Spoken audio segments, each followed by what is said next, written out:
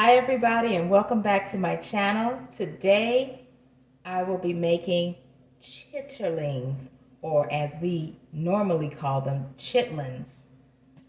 I enjoyed these so much on Thanksgiving that I'm going to be making Aunt Bessie's chitlins, y'all.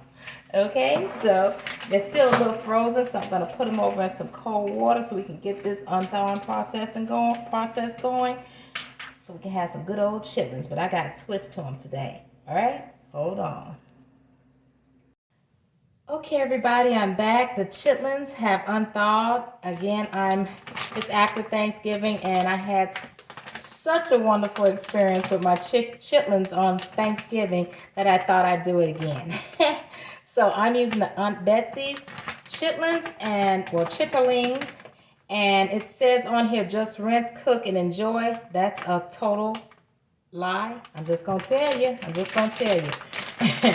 I have not come across a chitlin that's rinse, cook, and enjoy clean yet. So what I'm doing is I'm taking off the nasty part, the intestine, the lining or the membrane, and I'm separating it from the chitterling, putting the bad over here, the good over here.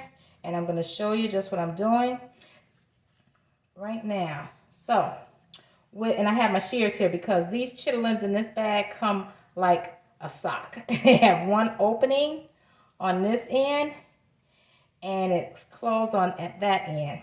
So what you want to do is you want to separate, and don't come for me because of my nails. I knew I was doing this, so I ain't finna get my nails done and come pulling off no chitlins. So, with that being said, we're going to try to separate this chitlin and the membrane. Okay, so what I want to do is I'm going to turn this way. See, because it has all this part you want to take off. And so you're just going to start at the top. And I like to keep them whole, and in the end, I go ahead and I will cut them up like you usually get them in the red pail or maybe a white pail, but see how I'm pulling this part up here, this rubbery part, you don't want to keep this part, you do. So we're just going to separate the chitlings, the chitlins, and if it tears, that's okay, just keep moving. You're going to do a second time through anyway, I know I am, and I would be filming and I can't get this sucker off like I want. First one came off real good. Anywho, I'm going to keep pulling and separating your chitterlings like so. And see how it's just coming off in one pull. And sometimes you have like this lingering on. You just grab that, pull it off. And you're going to come back and you're going to clean them some more anyway. So a second time through, because you have to rinse them and all. And that's nastiness right there. Oh, shit. Excuse me. This is a kid-friendly channel. I'm going to have to go find that piece.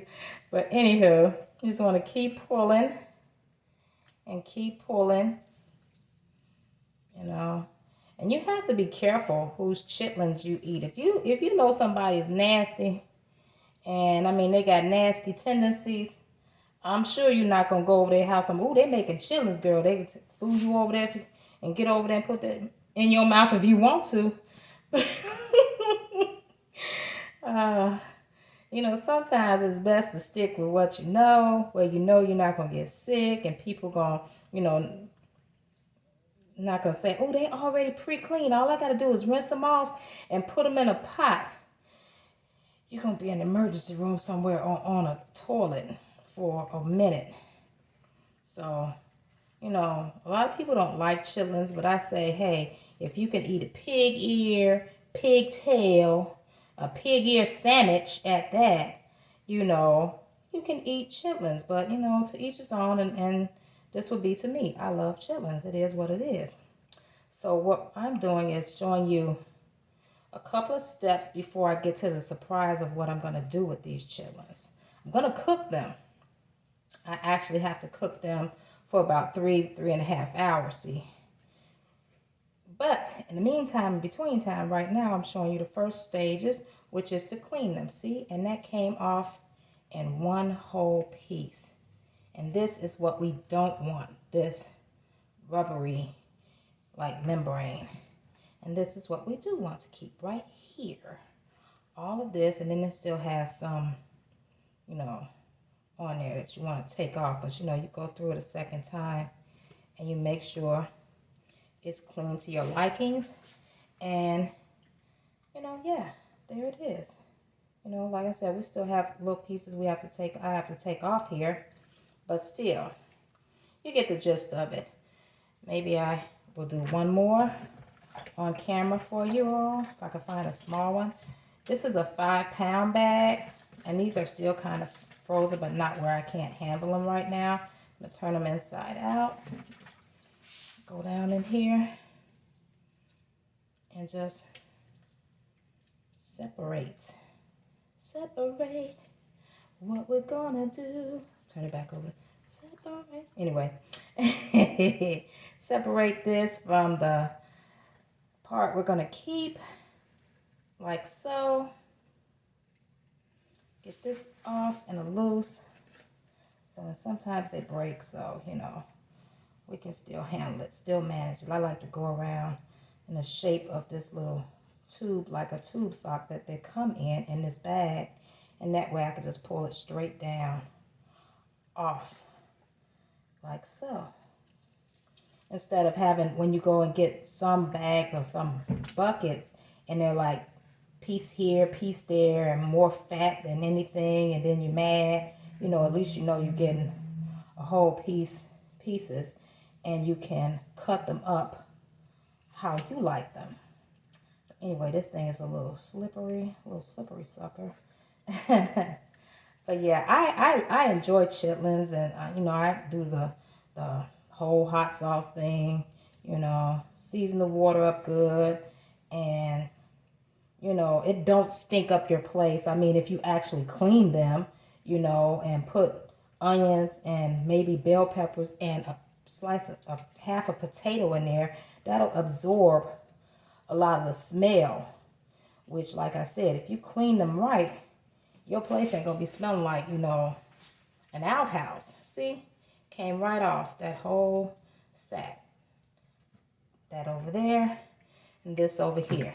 So I'm going to go away, and when I come back, I'll have these all cleaned and washed. I'm going to wash them in some salt water with a little baking soda, and we'll be ready to start them to cooking. Okay, I'm back. I've cleaned the chitlins. I've cleaned them, and I cleaned them some more and more and more. And as you can see, the water is clear. So what I'm going to do now is I'm going to get ready to put them over in the pot and start the cooking process. I'm going to let the chitlins come up to a rolling boil.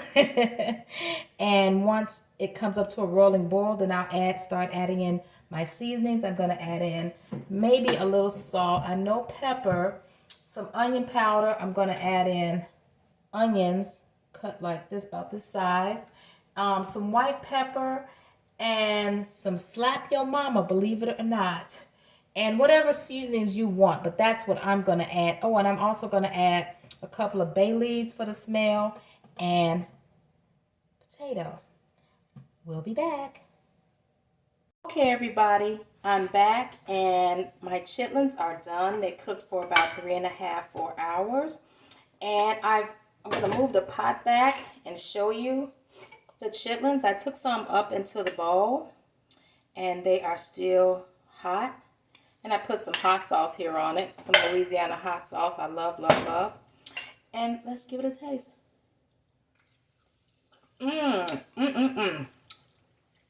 They are so good, so good. I love chitlins. I hope you love them too. But you know what? Instead of having them the regular way, this way, I promised you all that I would do something a little bit different. Let me show you. This is really how I eat them. Bam! There are my chitlins with some hot peppers and some sweet peppers on a roll. Baby, put my hot sauce up there and my potato salad. Good. Well, I said some good. This is some good eating, baby. Just like Italian beef stuff, it's a chitlin sandwich, baby. With some potato salad or some coleslaw on the side, you can't go wrong at all. I hope you all enjoyed this little segment of me and my chitlins. Please tell everybody what your girl doing over here on her channel. And please like, share, subscribe, and hit that notification button. I'll see you soon. Bye.